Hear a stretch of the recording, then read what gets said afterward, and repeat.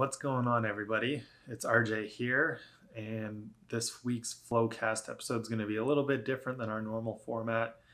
Telsi's away, and I just wanted to talk briefly about a concept that came to mind recently this week that I think can be very helpful when it comes to talking about flow, as well as just anything you're working on in general.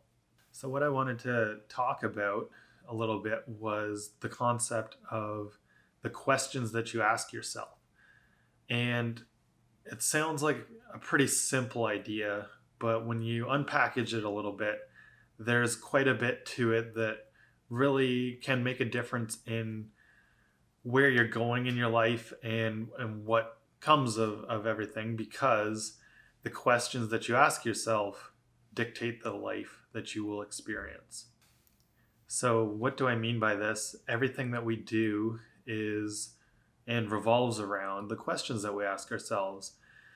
And whether it's following a certain goal that we have in mind, or if we are in the midst of doing something and we're stuck, those questions that we ask ourselves often lead to those revelations and sometimes big changes that we don't otherwise see.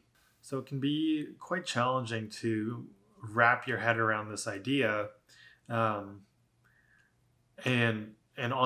really each instance can be quite different. In regards to asking questions, I don't necessarily mean the kind of raise your hand questions of school, but a quick point I want to make on those kinds of questions is that a lot of us have a fear around asking questions and sounding dumb in front of like our peers, in front of the class. And I think that it's important to realize that we all face that fear, and it tends to go away over time. You just got to keep with it, and you got to ask those questions, even if they give you that fear. As Stephen Pressfield writes in The War of Art, it's called the resistance, right? So it's something that we all face, that fear, that resistance within us that keeps us from wanting to raise our hand up and to ask those questions. But if you just actually take that extra second of courage, raise your hand and ask the question, whether it be online, in person, in class, in front of your friends and family, ask those questions. Even if they're going to laugh at you at first, you won't care after a few attempts, after a few tries. Realize that it doesn't really matter, but you got something valuable out of it. And even if you didn't get anything that valuable out of it, it helped to build and defeat that resistance. It helps you to build up that confidence so that you can do it over and over again, so that when it actually matters, you've got that ability to ask the questions and ask the better questions that really get you somewhere in life. So the questions we ask ourselves dictate the answers that we get, and therefore the life that we will experience. And when it comes to thinking about this, you really want to break it down into those different components and realize that the quality of the questions can be hugely important. And so what that means, one thing that I'd really encourage is you don't want to think of it as the whole idea. We often get stuck in our heads with schooling that there's a good question versus a bad question. And it's more looking at the spectrum of it on a whole. And over time, you really want to come to see that you can evolve or tweak those questions and refine them, those questions that you ask, and realize that you will actually get more out of them depending on the phrasing and depending on the tone that you create with the questions that you ask. So basically, to rephrase this, if you don't like the answers that you're getting, ask better questions. And what I mean by that is, once again, not that it's got anything to do with that you're asking bad questions, but to refine those questions towards the answers that you actually want.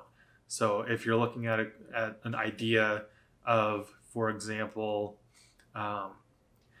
how to lose weight.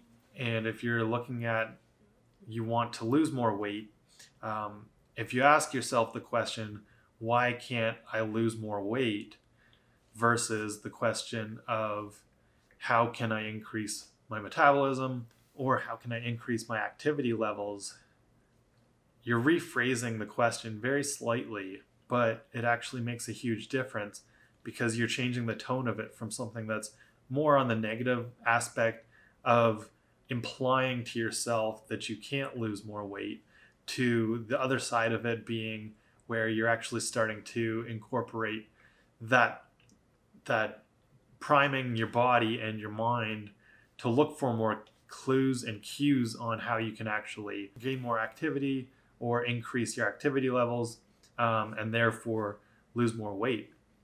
And then, so this idea of rephrasing or reorganizing your questions applies to everything that we do, not just, for example, like a goal with health, but even in your business, or if you're looking for a career change, for example, maybe you're asking yourself the question, or it's being subliminally asked of yourself in, why am I stuck in this dead-end job?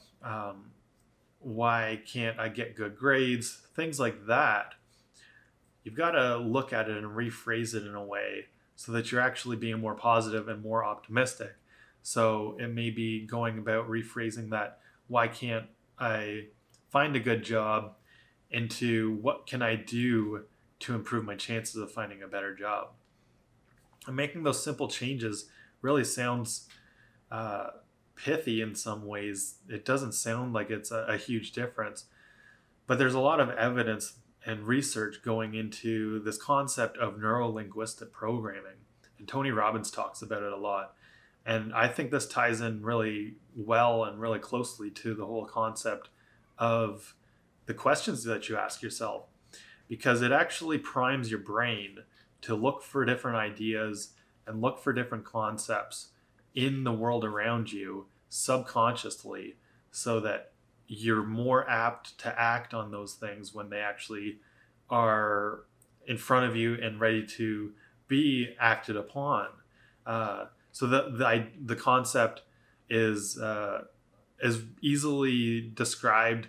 If you think of an example would be, think of or try not to notice a red car, or even say try to notice a red car today, and see how many more red cars you notice versus if you hadn't have actually primed that. And so now I bet you, just going into it, now that that's actually been primed, you're going to see and notice more red cars today, and it's going to come back to mind that I mentioned this to you, and that you are now going to see those red cars. So this is a very simple example of this idea of priming and how it relates to neuro-linguistic programming. So another idea with this is, how does it relate to flow?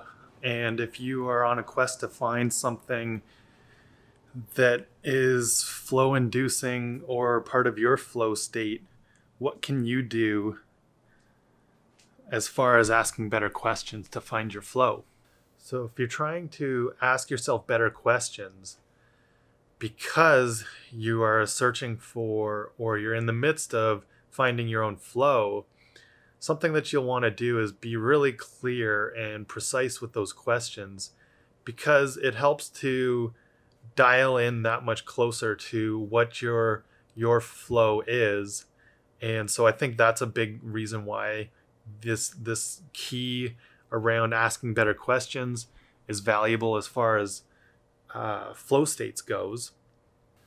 You know, often with finding your flow, there's a lot of challenge involved in the process and the journey, and getting to the point where you are comfortable in that daily grind that comes about.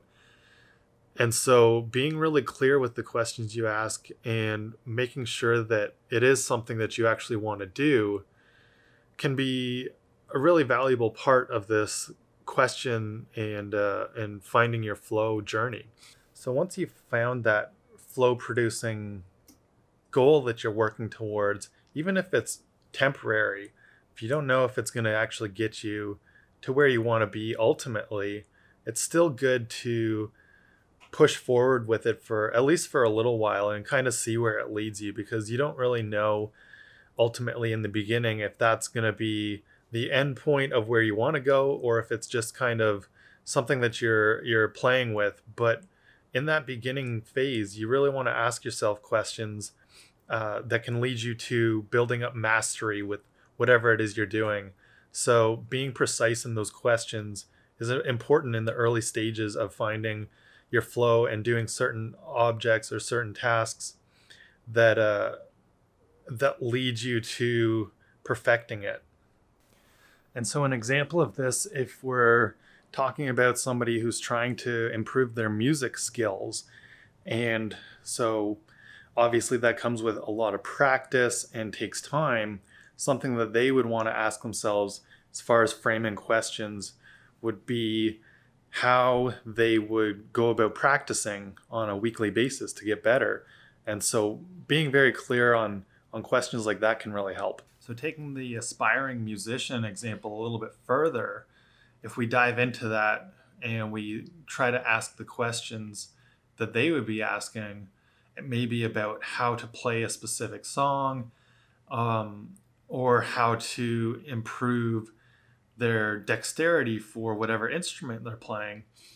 And when it comes to questions like that, knowing a certain level of the vocabulary that's involved in music can really help to enhance that person's ability to get and refine the questions even more. An example from my own world that kind of ties this together a little bit better, because music's not something that I'm deeply involved in at this point in my life, would be some of the questions around business and marketing. And so, for example, somebody that's trying to improve their visibility online, knowing certain questions and knowing certain terms that are used in the online marketing world are going to help to enhance your ability to get those clearer questions and clearer answers, which ultimately is going to move you forward even further as you're going to have that more specified search result for exactly what you're looking for. So if I'm trying to find out the answer to how to improve my visibility on Google, you'd really want to know things like the terms SEO or search engine optimization in order to be able to dial in further into the questions that people are asking that are getting the best answers. And once again, this isn't about somebody being smarter or better because of the questions they're answering. It's all about your own personal progress and learning along the way, because I think part of learning along the way is refining those questions that you're asking and making better sense of the world around you, the world that you're being honed into through your focus and flow. So if you are really diving into something, you're going to be learning an awful lot, and that's going to allow you to pick up those terms and pick up those concepts that you're going to be able to refine into better questions. And whether you're asking them of yourself, or in a sense asking them of yourself is also asking them of the world, because often when you're asking a question, you're not only just putting the feelers out there for somebody else to answer it for you, whether it's through online means or in person, but you're actually tapping into your subconscious and letting it do some of the work. And so that's also another valuable point in why you really want to refine your questions and ask better questions, because your subconscious is going to give you better answers as well. So I hope this episode was of some value to you. Kind of just rambling on a little bit, I guess, but something that comes up a lot and that I think about a lot is how these questions that we ask ourselves can actually lead to better or worse answers, and ultimately lead us along the way, lead us towards our goals and towards finding our flow. And so I hope you enjoyed this episode. And if it made absolutely no sense, let me know. I'll think about it more and try to refine what I was saying. I was rambling on a little bit about this, I think, but it's an important subject to go over. It's an important topic, and I think it's very valuable. So be sure to think about the questions that you're asking yourself and really dial into that a lot more. And so I'm sure Telsi and I will be back again with another longer form episode, probably by the end of this week. And so we'll talk to you then. Thanks for listening. And if you're watching on YouTube, thanks for watching. Be sure to subscribe on Apple Podcasts if you like the audio version. Subscribe on YouTube. We trying to grow the channel, and I think a lot of people do like watching the video versions. They like the sort of longer form of YouTube. So if that's something that you're more into, be sure to subscribe there and leave a comment, ask some questions. I think that's another valuable part of actually putting up the video versions, is that we can get the questions right on the channel and be able to answer them later on in other episodes a lot more easily with one step, instead of having to go through Instagram or through our Facebook page or email us if you're listening to the audio version. But whatever works for you is great, and we'll talk to you next time. Thanks.